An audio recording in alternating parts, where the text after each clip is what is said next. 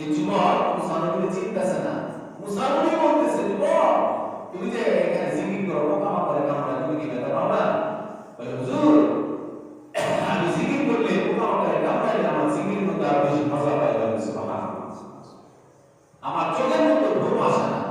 আমি ঘুম যখন এসে যায়, পোকামাকড় যখন আমাকে কামড়াইতে থাকে, তখন আমার জিকিরের মজা আরো বাড়তে থাকে। বলে, কি কারণে এত সাধনা? বলে, একটাই কারণ, মুসা নবীর হাতে এক গ্লাস পানি পান করতাম। মুসা নবী কথা বলতেছে, কিন্তু যুবকের মুসা নবী দেখেন। তো মুসা আলাইহিস সালাম এই কথাটা শোনার সঙ্গে সঙ্গে চোখের মধ্যে পানি চলে আসে। এই যুবক তুমি কি মুসা নবীর হাতে এক গ্লাস পানি খাওয়ার পর আশা করো? হুজুর ওনার হাতে এক গ্লাস পানি খাইতে আমার মনে কলিজা ঠান্ডা হইতো, কারণ শুনছি ওনার হাতে একটা লাঠি আছে, যে লাঠি দিয়ে উনি ছাগলের পাতা খাওয়ায়, যে লাঠি নাকি সাপ হয়ে যায়। এত বড় নবী, যে নবী লাঠির নাম, নবীর হাতে এক গ্লাস পানি পান করতাম, আমার কলিজাটা বড় আকাঙ্ক্ষা, কলিজার বড় আশা। মুসা পয়গম্বর পানি নিয়ে আসেন।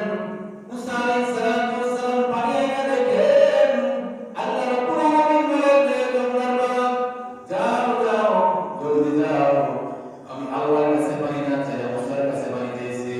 আমি যে আল্লাহ জঙ্গলের উপরে বলি 3 বার তার পেট ভর্তি করে খানা খাওয়াই, আর আমি আল্লাহর সেই ডাকে স্মরণ করি, আমি আল্লাহর কাজ করে আমি আল্লাহ তারে খানা খাওয়াই।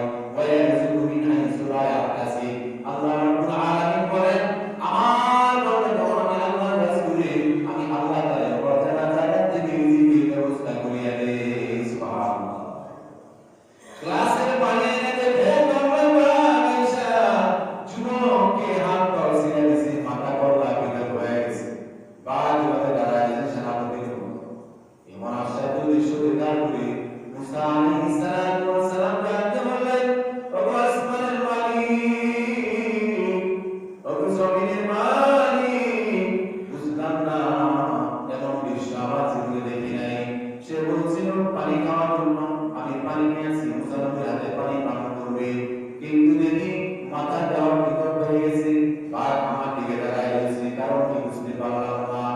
আল্লাহ রাব্বুল আলামিন আওয়াজ দিয়ে বললেন, মুসা নবী তুমি তো পানি দেওয়ার মালিক না, যে আল্লাহ তাআলা 3 বার খানা খাওয়ায়, আমি আল্লাহর কাছে পানি চাইছি না, তোমার কাছে পানি চাইছি, তাই ইমান বড় দুর্বল হয়ে গেছে। এই জন্য দুর্বল ইমানদারকে আমি জমিয়ে রাখবো না, আমি পাক ওয়ালা